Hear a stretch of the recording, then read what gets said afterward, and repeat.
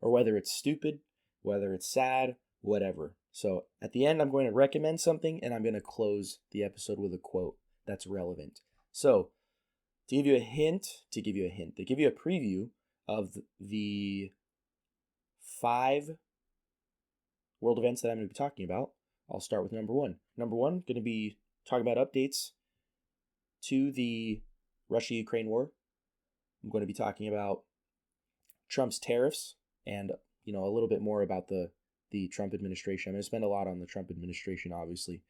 I'm going to talk about the Epstein files, give my take on it. And then I'm going to talk about that EU copyright infringement case from George Orwell's estate. I'm half kidding about that, being dramatic. I'll explain it when I get to it. And then the last topic I'm going to talk about is RFK Jr. and the FDA. So, Russia and Ukraine. Let's look at my notes. I put Russia, I'm open for $10 million. Oh, I wasn't supposed to say that out loud. So, there's been since we last talked, there's been a bit of significant updates between the Russia-Ukraine war, and one of them, about a week ago, I want to say, there is pretty significant provocation between the U.S. and Russia. Of course, you guys know, in case you don't know, in case this is the first time you listened, I've never been in the military. I've never spent a single second active duty, deployed, or as a reservist. So this is my non-military experienced opinion. Make of it what you will. So, the United States sent some nuclear submarines. They were apparently, according to the media, being moved in response to some comments that Russia had made. And I don't remember the exact quote because, again, you got to take the media with a grain of salt as well. But the U.S. moved some nuclear submarines, and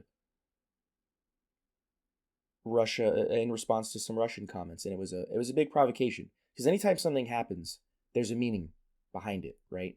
Anytime Ukraine does something, moves troops, withdraws troops, has a draft, targets a certain area with drone strikes, targets a certain area with weapons, blah blah blah. You get what I'm saying?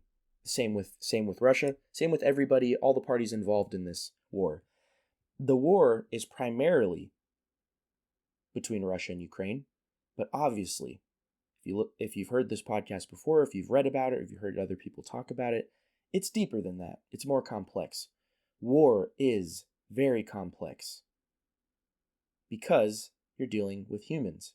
Humans, stripped down to the smallest possible explanation from what we understand, humans are the most complex creatures on this planet. That's why we are one of one. So anything involving humans is going to be insanely complex. The more we learn about humans, the less we understand. That's how complex we are. So that being said, that's a significant provocation. And the latest news, the past couple days, what's unfolded is Russia just put out there into the world, broadcasted to the world. They said, we are willing to end the war. We're willing to stop and end the war if we get to keep eastern Ukraine. Now, what the details entail, that's obviously up to the people involved in negotiating an end to this war. Whether that be a temporary ceasefire, a short-term ceasefire, medium, long-term, or permanent end to the war. That's how complicated this war can be. Ukraine immediately, per Zelensky, he immediately said, no, your terms are not acceptable, go F yourself. Next Friday will be, let's pull my calendar real quick to give it accurate. Friday, August 15th, Trump is set to meet Putin in Alaska. So again, they're actively communicating, trying to negotiate an end to this war. In a perfect scenario, in the best case scenario, you would hope that in the time of war, in the fog of war, there are people that are constantly talking to everybody involved. Because when it comes to negotiations are tough. Just think about negotiations in every aspect of life. For example, You're going into a job interview, trying to get a new job, really want a new job, but you want to get paid more than your previous job or the one that you're in currently. So you try to negotiate extra money for whatever reason. The art of the deal is you got to justify, you got to prove your worth, you got to help your prospective employer. You have to help them see and eventually agree to paying you more. We were going to offer you $85,000 a year. You're asking for $92,500 a year. Why do you think that you deserve that? Boom. My resume, my certifications, my degrees, blah, blah, blah. So that's one example. Another example, really common one. Sorry, had to clear my throat because coffee. Another great example of how that can show how tough negotiations are. So when you go in to buy a car from a car dealership, there's a lot of haggling involved, right? The salesman wants to make money. You want to buy a car for as affordable and reasonable price as possible. They have a number, you have a number, you haggle. If the salesman is better at negotiating, they're going to win. They're going to come away with more piece of the pie. If you're better at negotiating, you're going to get a better deal. That's complicated in and of itself, right? Now look at it from negotiating the end to a war that involves recent history that goes back 10 years, 100 years, 1,000 years, which you can go back 1,000 years and see that there are humans and culture and history and language in this area of the world, Eastern Europe, Russia, Ukraine area. Then you look at all the things that led up to it. Everybody has their opinions that are shaped by their biases, their perspectives, their experiences. Everyone has their opinions on what could have caused this. This might come as a shock to some people listening, but there is never just one reason why people go to war. Because like I said, human beings are infinitely complex. So imagine you're involved in the negotiations between this. So say you are a kid. No, scratch that. Say you're an adult. You're the oldest of 10 siblings. Okay? 2 of them get into a fist fight. And then you play the mediator. And then you try to have the other siblings get involved and play the mediator to try to, you don't want people to fight.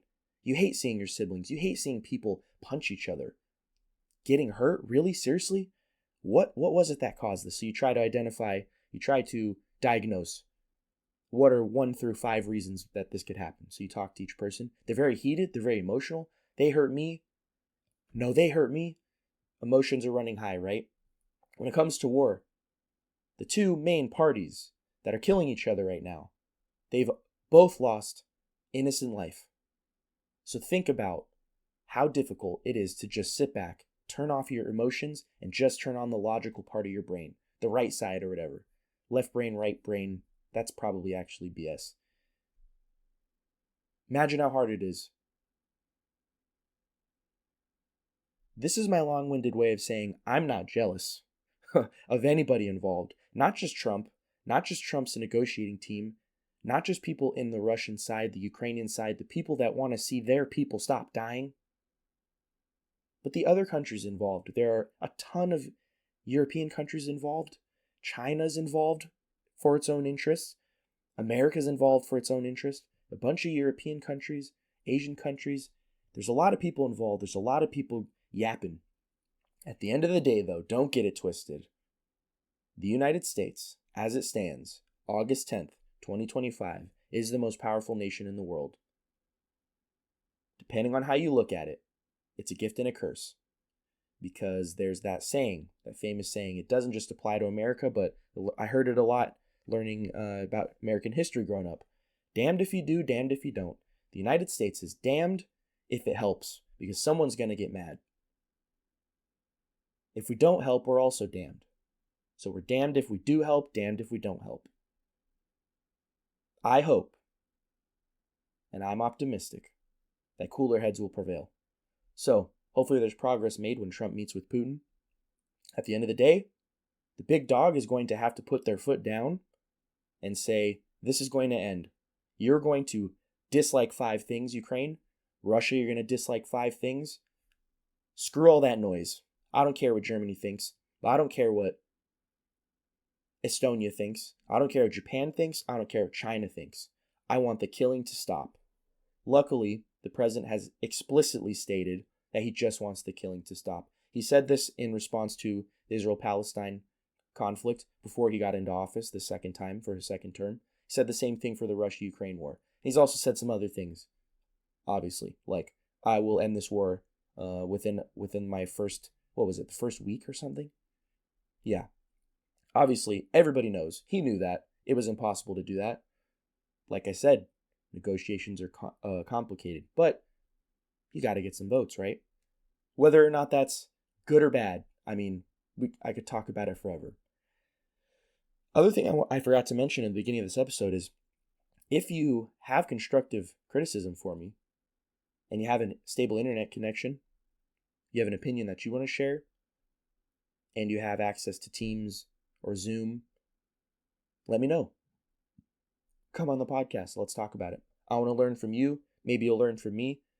That's what talking, podcasting, communicating, that's what discussions are about. It's about learning and improving. So, that being said, we'll see how it plays out.